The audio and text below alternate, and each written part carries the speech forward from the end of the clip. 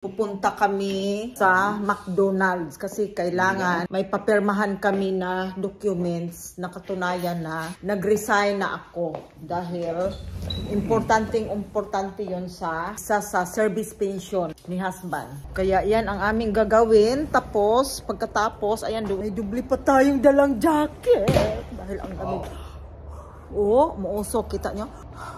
Muusok na. Dati hindi pa muusok, di ba? Ibig sabihin, mamig na talaga ng todo ngayon. Ayan, kahit may araw, pero malamig pa din. And then, pagkatapos ay pupunta daw kami ng office. Is that office, madam? Bibili siya ng for print, the ink, or something. You wanna buy?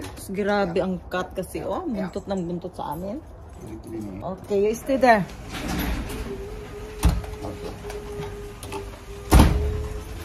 Hirap makalabas ang cut kay magkaroon tayo ba ng multa. Hindi pwedeng makalabas siya sa labas kay gagala yan tapos mahuli. Lamig talaga. And then after that, pagkatapos namin ng mga ganyan kabisi ang ginagawa namin. Busy araw-araw, hindi pwedeng walang gagawin. Kaya pagkatapos nito ay mag-grocery na naman kami. Dahil every week na kami nag-grocery para sa aming budget sa bahay.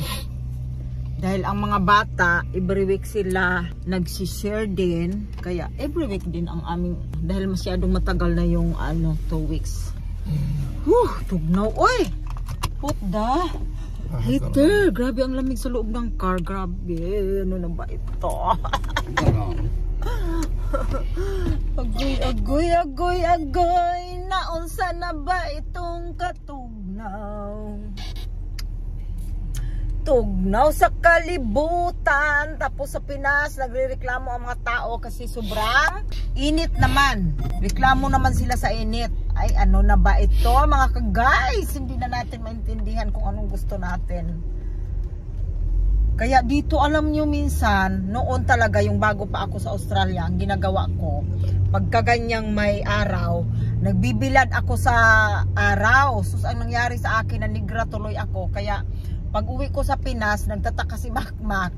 Ang sabi niya, imbis daw na mukha na daw tuloy akong galing sa sa ibang planeta dahil nanigra daw ako. Kung bakit, paano hindi ka manigra? Eh, siyempre ang ginagawa ko, nanibago nga ako sa weather dito, hindi ko talaga kaya, grabe.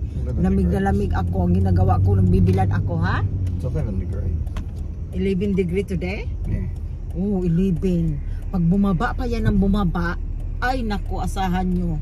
Lalo pang lalamig. Talagang, ayan, oh, yung kamay ko, malamig, parang hindi na umiinit. Ay, grabe na ito. Tapos ang paa ko, para ng bangkay. Malamig. Ayun si nanay, oh. Laging naglalakad. Nakikita ko yung matanda yan. Laging lakad ng lakad sa araw. Kasi ang mga matanda dito, kailangan naglakad ka ng lakad. Kasi may, lalo na pag-retired, wala ka ng ibang gagawin. Kasi sa bahay, parang lalo kang nanghihina eh. Okay, mga kainday, mga kadodong! That's it for today. Say bye, my love. Goodbye. See you later. See you later. Mwah.